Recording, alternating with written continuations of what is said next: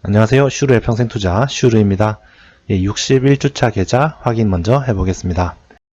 일단 국내 주식 먼저 볼게요. 국내 주식 현재까지 4,100만원 투자해서 현재 4,197만원 정도 됩니다. 지난주랑 거의 비슷합니다. 좀 주 초반에는 많이 좀 내렸다가 어제 회복을 조금 했죠. 다음으로 해외 주식 계좌 보겠습니다. 해외 주식 계좌는 현재까지 200만원 투자해서 현재 350만원 정도 되고요. 미국 S&P 지수는 또 좀 폭락하는 것 같더니만 또 어느새 또 거의 다 회복을 했네요. 마지막으로 자산 배분 계좌 보겠습니다. 자산 배분 계좌는 채권, 미국 장기채랑 전세계 주식을 1대1 비율로 맞춰 나가는 계좌입니다. 채권 가격이 좀 떨어져서 이거는 좀 내렸고요. 그리고 주식은 조금 올랐죠. 그리고 환율도 좀 오르고 해서 지난주랑 거의 비슷합니다. 지금 현재 711만원 정도 되고요. 엑셀로 한번 보겠습니다. 한국 주식, 해외 주식, 자산 배분 계좌 합계입니다. 1주차부터 시작해서 현재 61주차까지 왔습니다.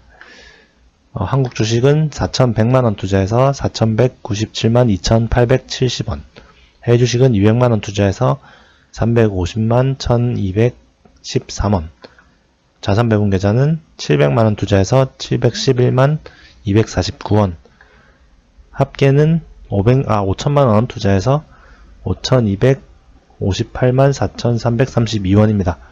지난주랑 거의 차이가 없는데 한 5만원 정도 올랐죠? 그래프를 보시면 지난주랑 거의 비슷한 모습을 보여주고 있습니다. 한 2년쯤 전에 제 친구가 저한테 이렇게 말하더라고요. 이제 주식을 시작할 건데 어떻게 해야 되냐? 이렇게 물어보더라고요. 한마디로 뭐 사야 되냐는 얘기죠. 그런데 주식 종목 추천은 함부로 하면 안 되죠.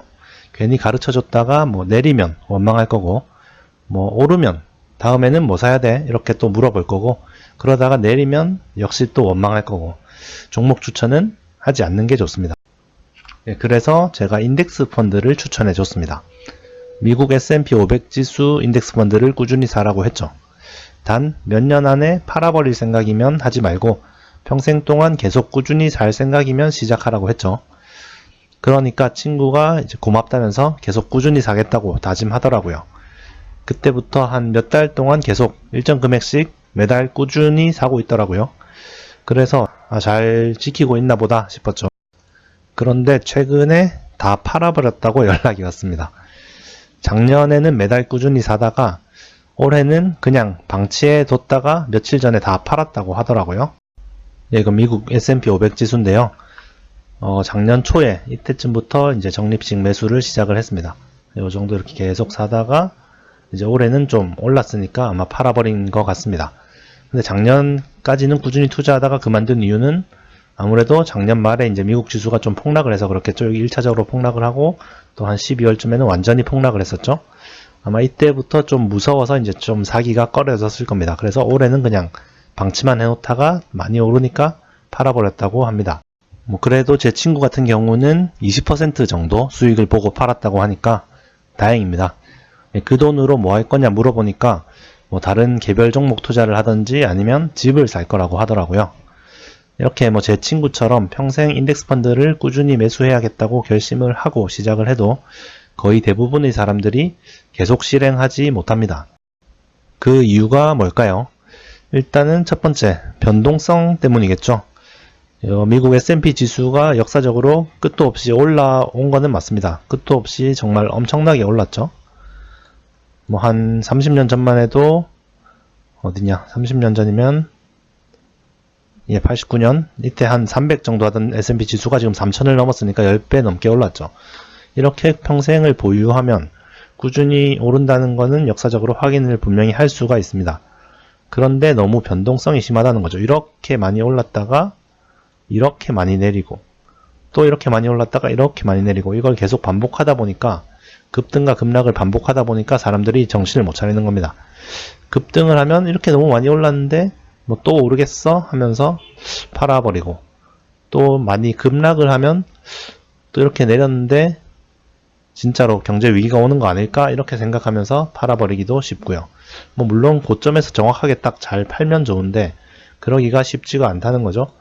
이런 경우에는 여기서부터 만약에 2011년에 투자를 시작했으면 한 2015년까지 이렇게 완전 급등을 했죠. 그러면 이제 고점인가 보다 이렇게 팔아버리면 어떻게 될까요? 팔아버리면 이럴 때는 이 두 가지 경우에는 내려왔지만 2015년에 팔았다면은 이 급등하는 구간을 다 놓쳐버렸겠죠. 이렇게 주가 지수의 변동성이 크기 때문에 사람들이 이렇게 유지하기가 쉽지 않습니다. 내 재산이 어마어마하게 변동폭이 크니까 막 10억이 있던 재산이 갑자기 5억이 돼버리면 정신을 못 차리겠죠. 이런 거를 견디기가 힘들 겁니다.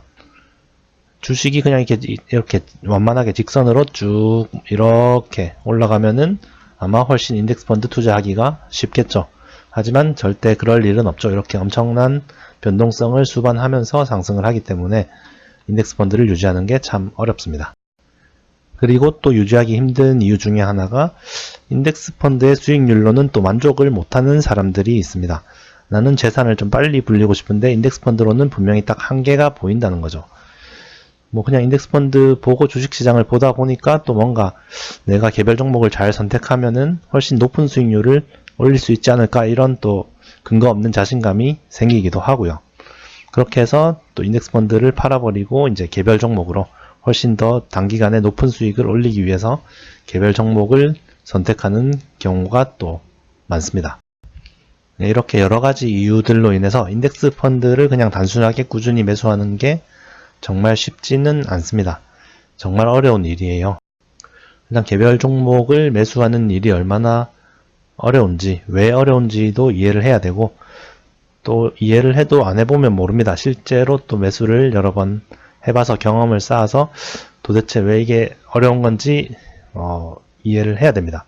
물론 거기서 이제 자신의 재능을 발견해서 개별 종목을 잘 매수해서 금방 부자가 되는 사람도 나타나겠죠. 하지만 대부분은 좀 실패를 하기가 쉽습니다. 그렇게 이제 실패를 직접 해보기도 해야 되고 또 하여튼 뭔가 공부도 해야 되고 왜 분산 투자를 해야 되는지 공부를 해야 되고 인덱스 펀드를 하면 왜 결국에는 돈을 벌 수밖에 없는지 이런 역사적인 뭐 통계나 뭐 이런 공부도 많이 해야 꾸준하게 인덱스 펀드를 매수할 수 있습니다. 주식은 참 쉬운 게 없는 것 같습니다. 그냥 단순하게 인덱스 펀드를 사는 것도 잘 지킬 수 있는 사람이 거의 없기 때문에 뭐 역으로 생각하면은 인덱스 펀드만 꾸준히 사도 아주 상위권에 속하는 투자자가 될 수 있다는 거겠죠. 예, 슈르의 평생 투자와 함께 뭐 계속 꾸준하게 평생 동안 투자를 해나가도록 합시다. 예, 오늘도 시청 감사드립니다.